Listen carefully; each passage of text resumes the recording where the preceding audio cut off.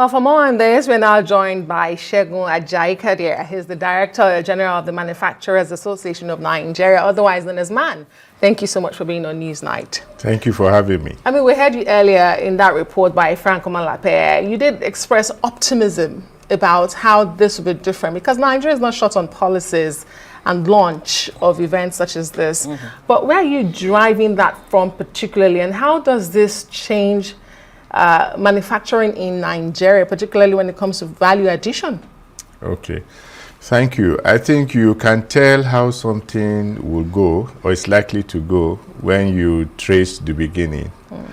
And this is because we co-created this industrial policy.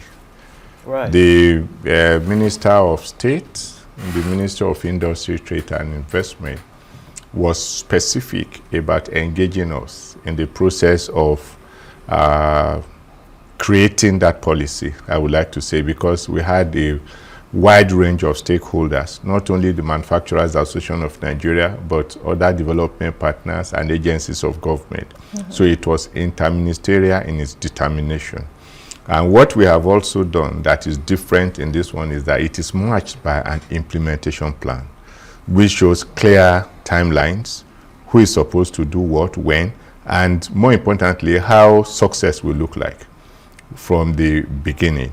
It's a 10-year period within which we will have advanced manufacturing to a stage where it will go beyond the 9%, 10% contribution to GDP to going as far as 20-25%.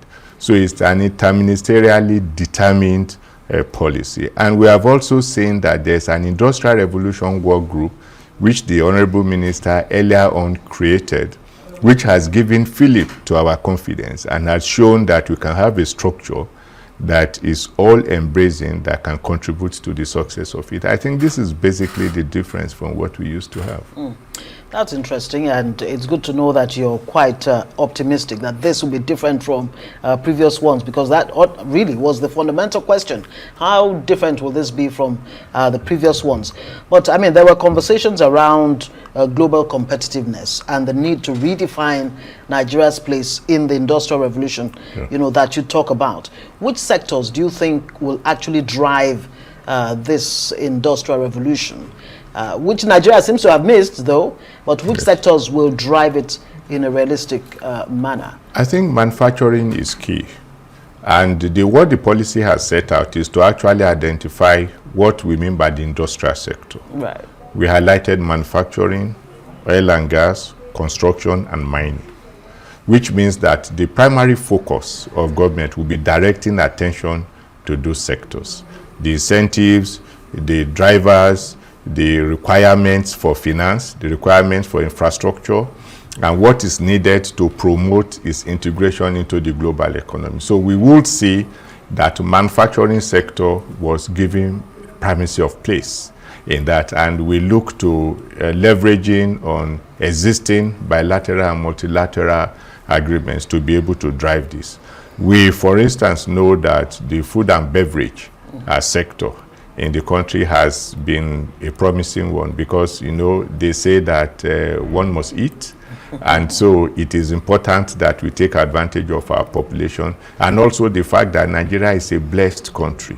No so doubt. If we are able to accelerate growth in those areas, they will be specific. And we are looking at innovation, technology, because more and more innovative moves are being made to improve our manufacturing process. We have seen advancement amongst young people in the use of technology, AI, to drive raw material sourcing, to drive knowledge about market access in other economies. So we are looking at fingering manufacturing, and I hope you excuse my bias for manufacturing, to be a sector that holds a lot of promise in this But industry. you need the power sector to be up. Interesting. And that brings us to my question, because industrialists like Aliko Dangote today spoke particularly about power. Yes. You can't be talking about industrialization and not talk about power. From MAN's perspective, what do you think are the biggest obstacles to the implementation of this policy beyond power? And I mean, how really critical is power now in the 10-year roadmap? Okay, so power is like the lifeblood, like Ajayi-Kadiri said, of industrialization. And there has been quite a number of initiatives that government has undertaken to solve the issue of power. But I must say that we have not been very successful. So what has happened in this policy, and even before the launch, the Honorable Minister of State convened an interministerial engagement that brought in even funders, that brought in development finance, and the private sector and government and other ministry departments and agencies of government to resolve the issue of power. And we are using the Idu industrial area as a test case for us to be able to see how we can have a confluence of efforts. We will use the national grid, we also use renewable energy. So inbuilt in the policy is an attempt to scale this success to other areas, so that during this period of industrial renaissance, we'll be able to have concentrated power in industrial areas, because that is what is required to drive the process. And when we say that this industrial policy has taken care of actors that are to play what role at what time and within specific periods, it shows that we are solving for the energy needs in specific areas. Right. And it means that everyone, not only the Ministry of Industry, Trade and Investment, but Ministry of Power, the funders, BOI was in the room, Development Bank was in the room, Murphy was in the room, and everyone is able to play a specific role that has been identified in the implementation plan. So we have it spread out. Thank you very much. Segun Ajayi-Kadiri is DG Manufacturers Association of Nigeria, speaking on the launch of Nigeria's industrial policy on News 99. Thank you very much for joining us. Thank you for having me.